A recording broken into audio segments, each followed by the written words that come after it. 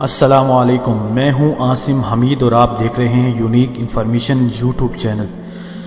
آج ہم آپ کو بتاتے ہیں کہ افریقی ملک الجزائر میں معمولی جھگڑے نے درجنوں افراد کو خون میں نہلا دیا۔ مقامی افراد اور مہاجرین کے درمیان موبائل فون کے معاملے پر تنازع کھڑا ہوا جو تصادم کی شکل اختیار کر گیا۔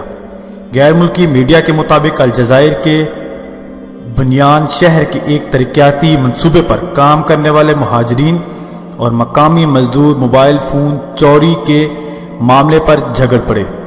ابتدائی طور پر تلخ کلامی سے شروع ہونے والا معاملہ مار کٹائی تک جا پہنچا۔